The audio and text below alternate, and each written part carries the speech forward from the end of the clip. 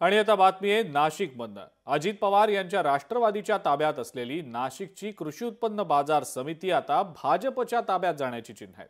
एखाद्या सिनेमात शोभेल असा हाय व्होल्टेज ड्रामा या बाजार समितीत घडलाय। त्यामुळे नाशिकच्या या बाजार समितीमध्ये अजित पवार गटामध्ये आणि भाजपमध्ये एक नवा संघर्ष सुरू झालाय। पाहूयात त्याच संदर्भातला हा स्पेशल रिपोर्ट।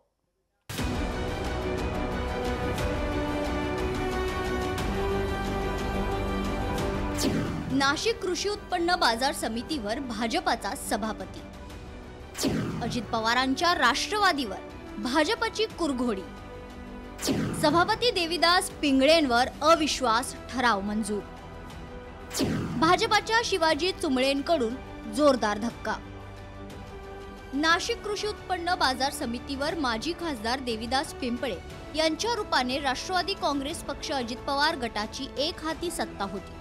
मात्र आता संचालक असलेल्या आणि 15 दिवसांआधी भाजपात प्रवेश केलेल्या माजी सभापती शिवाजी चुंबळे यांनी नवा राजकीय डाव टाकलाय। त्यांनी 15 संचालकांना विश्वासात घेऊन राष्ट्रवादीचे सभापती देविदास पिंगळे यांच्या विरोधात अविश्वास प्रस्ताव सादर केला होता। आता देविदास पिंगळे यांच्यावर मनमानी आणि भ्रष्ट कारभाराचा आरोप करत हा अविश्वास ठराव मंजूरही करण्यात आलाय। गिरीश भाऊंशी आमचे संबंध काही संचालकांचे, उदाहरणार्थ विनायक माळेकर यांचे संबंध आहेत। जिल्हा परिषदेच्या वेळेस त्यांनी मी अपक्ष म्हणून निवडून आलेलो होतो, त्याही वेळेस मी त्यांच्याच बरोबर होतो, आजही मी त्यांच्याच बरोबर राहणार। विशेष म्हणजे अजित पवारांच्या राष्ट्रवादीचे नेते संपत सकाळे यांनी आणि इगतपुरीचे आमदार हिरामण खोसकर यांनीही देविदास पिंगळे यांच्यावर आरोप करत ही गोष्ट अजित पवार यांच्या कानावर टाकली आहे।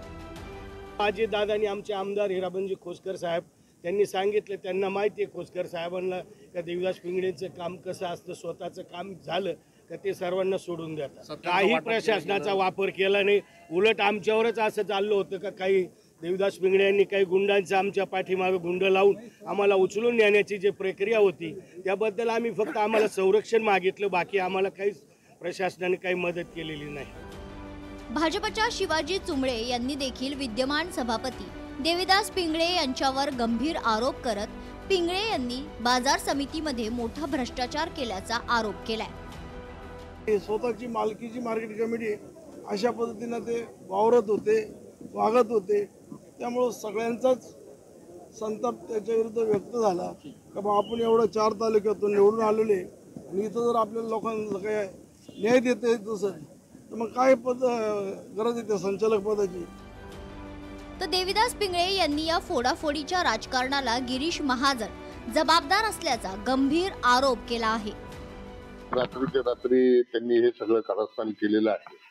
या ठिकाणी माननीय पालकमंत्री गिरीशजी महाजन हे नाशिकला आले का काहीतरी संस्थेमध्ये करत बसला की मागच्या वेळेस सुद्धा या मार्केट कमिटीमध्ये त्यांनी पॅनल उभा केला, पण त्यांना काही यश आलं नाही। एखाद्या पाश्चिमात्य चित्रपटातील कथानकाला शोभेल अशा प्रकारचा हाय व्होल्टेज ड्रामा नाशिकच्या कृषी उत्पन्न बाजार समितीत पाहायला मिळाला। त्यातच आता महायुतीमधला अंतर्गत संघर्षही समोर आलाय।